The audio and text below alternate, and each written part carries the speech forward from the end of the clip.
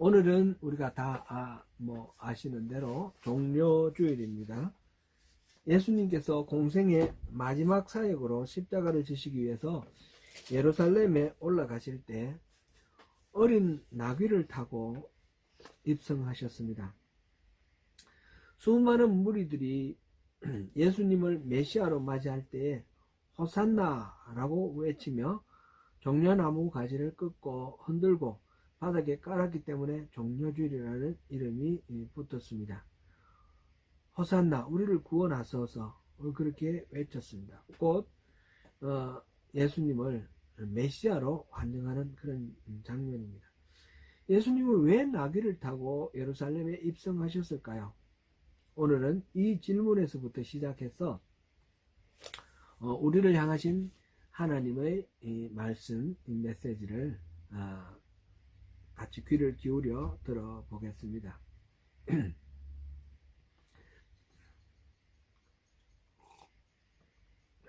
예수님이 나귀를 타시고 예루살렘에 입성하신 이유는 아주 단순하고 명료합니다. 분명합니다. 그것은 선지자의 예언을 이루시기 위해서입니다. 스가랴 9장 9절 말씀, 스가랴 9장 9절 말씀 같이 한번 찾아서 읽어보겠습니다. 스가랴 9장 9절 말씀.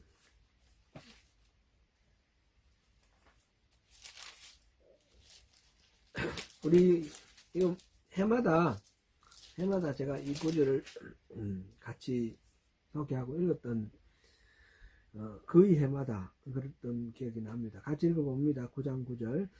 시온의 따라 크게 기뻐할지어다. 예루살렘의 따라 즐거이 부를지어다. 보라, 내 왕이 내게 임하나니 그는 공의로우며 구원을 베풀며 겸손하여서 나귀를 타나니 나귀의 작은 것 곧 나귀 새끼니라. 아멘. 정복자들은 대개 수많은 군사들을 이끌고 위풍당당하게 말을 타고 성으로 들어갔습니다.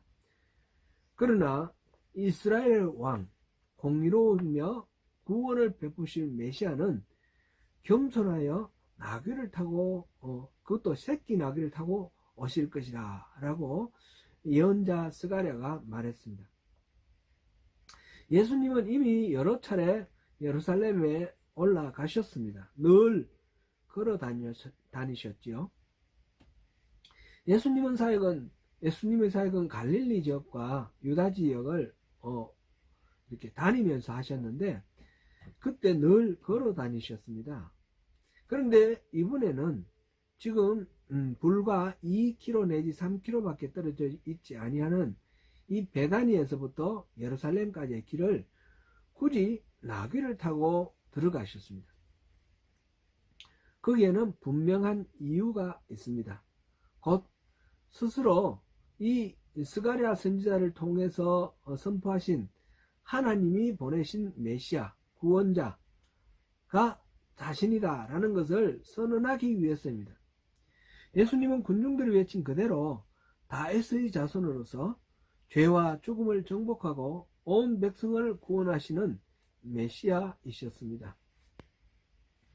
사실 이렇게 수많은 군중들의 환호를 받으며 예루살렘에 입성하는 것은 매우 위험한 그런 일입니다.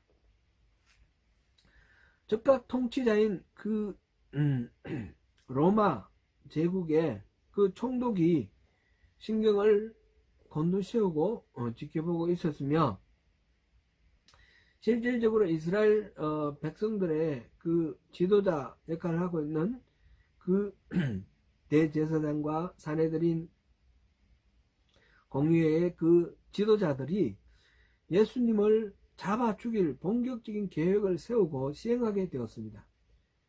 예수님은 왜 이런 무모한 행동을 하셨을까요? 예수님은 이미 세 차례나 제자들에게 예고를 했듯이 예루살렘에 들어가시면 고난을 당하시고 죽으셨다가 부활하실 것을 알고 계셨습니다. 예수님은 말하자면 잡혀 죽으시기 위해서 예루살렘에 올라가신 것입니다. 예수님의 죽으심은 우연한 사고나 불행한 어떤 실수로 빚어진 그런 이 사건이 아니라 예수님께서 아시고 선택하셔서 당당하게 스스로 맞닥뜨리신 그런 사건입니다.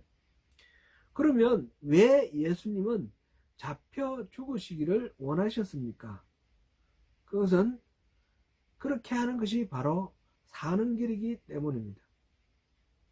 예수님이 이 땅에서의 사역을 마치시고 하나님의 품으로 돌아가 영원히 사시는 방법이 바로 그 십자가의 죽음이시기 때문입니다. 뿐만 아니라 하나님의 손으로 빚어졌으나 하나님을 대적하고 하나님을 외면하며 떠나 하나님의 진 앞에 놓인 인간들을 살리셔서 다시 하나님과 더불어 영원한 생명을 누릴 수 있도록 하시는 그런 방법이기도 하였습니다. 온 세상 사람들이 바로 예수님이 그 구원의 왕 메시아이심을 알게 하시려고 당당하게 의도적으로 나귀, 그것도 새끼 나귀를 타고 어떻게 보면 좀 우스꽝스럽게 보이는, 초라하게 보이는 그런 모습으로 예루살렘에 입성하셨던 것입니다. 예수님께서 예루살렘에 입성하시기 전에, 그러니까 갈릴리 사역을 마치고 이제 유다로 예루살렘으로 오셨는데, 그 갈릴리 사역을 마무리할 무렵쯤 해서 이른바 변화산 사건이 있었습니다. 이거는 마태복음 17장에도 나오고 마가복음 9장, 그다음 누가복음 9장, 이게 각 세 개의 공간복음에 다 기록되어 있는 사건입니다. 그 높은 산에 올라가셔서 영광 중에 모세와 엘리야를 만난 사건입니다. 이때 베드로와 요한과 야고보를 데리시고 산에 올라가셨는데, 그때 기도하실 때에 예수님의 몸이 변하시고 얼굴에 빛이 나시며 옷이 이어져서 밝게 광채로 변하였습니다. 그리고 1400년 전에 죽었던 모세가 다시 나타났고, 또 850년에 죽었던 엘리야가 나타났습니다. 이 모세와 엘리야, 예수님, 이 세 분이 서로 말씀을 나누었습니다. 모세는 말하자면 율법을 전달해 주신 사람이죠. 엘리야는 우리가 성경에서 보듯이 능력의 선지자, 대표적인 인물입니다. 곧 율법과 선지자라고 성경에 나오면 바로 성경, 구약 성경 전체를 말하지 않습니까? 모세와 엘리야는 구약 시대의 전체를, 온 시대를 전체를 대표하는 그런 인물들입니다. 이 모세와 엘리야를 만나신 예수님께서 말씀을 나누었는데, 무슨 말씀을 나누었는지 그는 누가복음에 나와 있습니다. 누가복음 9장 31절에 보면 장차 예수께서 예루살렘에서 별시하실 것을 말할세, 모세와 엘리야와 예수님이 장차 예루살렘에서 예수님께서 별세하실 것에 대해서 이야기를 나누었다라는 것입니다. 별세가 무슨 말입니까? 한국말로 별세는 두 가지의 의미가 있습니다. 첫째는 세상을 이별한다, 곧 죽는다는 뜻이고요. 둘째는 다른 세상, 별천지라는 뜻이 있습니다. 특별하게 이제 동사로 쓸 거냐 명사로 쓸 거냐 그에 따라서 다른데, 종합을 해보면 이 땅에서의 죽음을 통해 다른 세상으로 이사간다 라는 뜻이 바로 별세입니다. 예수님은 예루살렘에서 죽으심으로 이 세상의 삶을 마감하시고 하늘나라로 이사가셨습니다. 성경에 기록된 언어가 헬라어인데, 헬란말로 이 별세의 원래 단어가 엑소돈이라는 단어입니다. 이 엑소돈은 구약 출애굽기를 헬란말로 번역한 것이 엑소더스인데 바로 같은 단어입니다. 죽음, 탈출, 해방을 뜻하는 단어입니다. 이집트에서 이스라엘 백성들이 해방되어서 출애굽하듯이 예수님께서 예루살렘에서 죽으심으로 온 인류가 죄의 속박으로부터 해방되어서 탈출하게 된다는 뜻이 담겨져 있습니다. 그것이 예수님의 별세의 의미입니다. 예수님은 스스로 죽으심으로 인류를 해방시키기 위해서 예루살렘에 올라가셨습니다. 그 목적과 그 과정에서 겪으셔야 할 그 모진 고통, 십자가의 고난에 대해서 엘리야와 모세가 더불어서 그것을 논의하셨던 것입니다. 예수님의 별세, 곧 죽으심은 우리 모두의 별세, 곧 새로운 세상, 영원한 생명을 얻어서 하나님의 나라 백성이 되는 세상을 이루는 것입니다. 예수님께서는 우리에게도 말씀하십니다. 죽으면 살리라.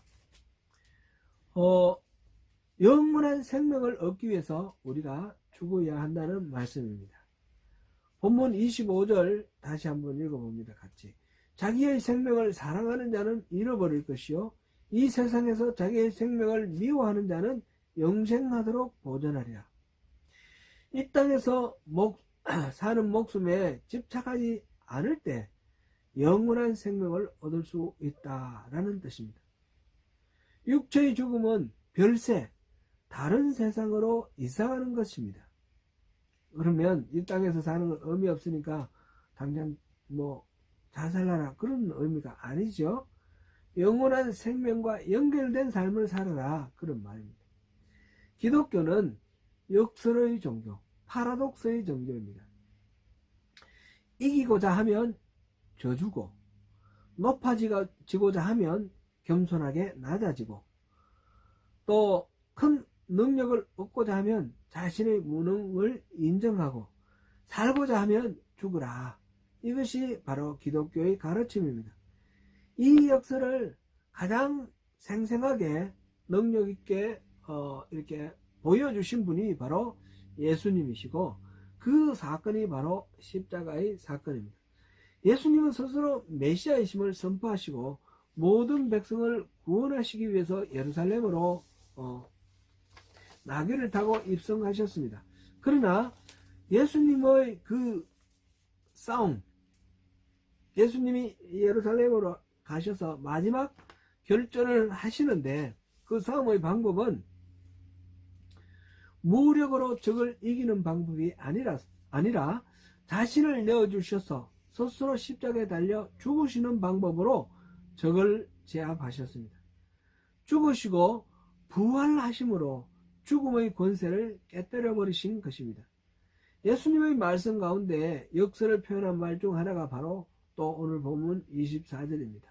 같이 읽어봅니다. 내가 진실로 진실로 너에게 이르노니 하늘의 밀알이 땅에 떨어져 죽지 아니하면 하늘 그대로 있고 죽으면 많은 열매를 맺느니라. 하늘의 밀알이 싹을 틔우면 밀알 자신은 모두 생명을 내어주고 영양분으로 다 내어주고 껍데기만 남았습니다. 모든 생명의 씨앗이라는 것이 다 그렇습니다. 만약 자신을 생명으로 또 영양분으로 내어주지 않는다면 자기는 존재하겠지만 생명의 싹은 자라지 못합니다. 하늘의 밀알이 썩어야 되는 것입니다. 그 예수님이 우리에게 말씀하셨습니다. 요한복음 8장 51절 한번 찾아보시겠습니다. 요한복음 8장 51절.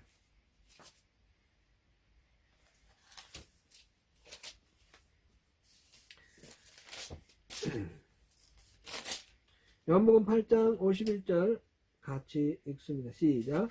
진실로 진실로 너에게 이르노니 사람이 내 말을 지키면 영원히 죽음을 보지 아니하리라. 예수님 말씀을 지키면 영원히 죽음을 보지 않고 영원한 생명을 누리게 된다. 그 말씀입니다. 그러면 예수님 말을 지킨다는 게 어떤 뜻입니까? 그거는 마태복음 16장 24절 우리가 잘 아는 말씀 그대로 적용하면 됩니다.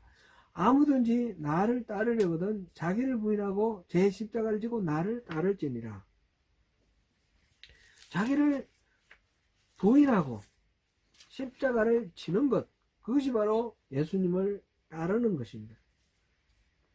오늘 본문에서는 사람이 나를 섬기려면 나를 따르라. 나 있는 곳에 나를 섬기는 자도 있으리니 사람이 나를 섬기면 내 아버지께서 그를 귀히 여기시리라. 예수님을 섬기는 것과 예수님을 따르는 것이 같은데 그것은 예수님과 함께 있는 것입니다. 우리가 자기를 부인하고 십자가를 지게 진다라는 말은 나를 부인하고 그 자리에 하나님을 모신다는 것입니다. 하나님께 내 중심의 자리를 내어드릴 때 전능하신 하나님께서 내 인생에 들어오셔서 모든 우리가 예상할 수 없는 그런 기적들을 베풀어 가실 것입니다. 우리도 예수님을 따라 부활하고 영생을 누리게 되는 것입니다. 그러면 자기를 부인하고 제 십자가를 지는 것, 그것에 대해서 다시 생각해 보면 좋겠습니다. 그것은 다름 아니라 육신이 죽는 것입니다. 여기서 말하는 육신이라는 말은 우리 지금 살아있는 이 생물학적 우리 몸, 이거를 말하는 것이 아니라 눈에 보이는 대로 판단하고 행동하는 모든 자기중심주의적인 생각, 물질주의적인 생각, 인본주의적인 생각, 에고, 탐욕, 이것을 말합니다. 로마서 8장 5절에서 7절도 우리 한번 찾아서 읽어보겠습니다. 로마서 8장 이 부분을 아주 잘 설명한 말씀입니다. 육신이 죽는 것이 무엇인지. 로마서 8장 5절부터 7절까지 읽습니다. 육신을 따르는 자는 육신의 일을, 영을 따르는 자는 영의 일을 생각하나니 육신의 생각은 사망이요 영의 생각은 생명과 평안이니라. 육신의 생각은 하나님과 원수가 되나니 이는 하나님의 법에 굴복하지 아니할 뿐 아니라 할 수도 없음이라. 그러니까 육신이 죽는 것은 육신의 생각을 내려놓고 영의 생각에 따르는 것입니다. 그래서 하나님의 법에 굴복하는 것, 그것입니다. 그러므로 우리는 육신을 죽이고 성령을 따라야 합니다. 그것이 우리가 사는 길입니다. 골로새서 3장 5절도 한번 찾아보겠습니다. 골로새서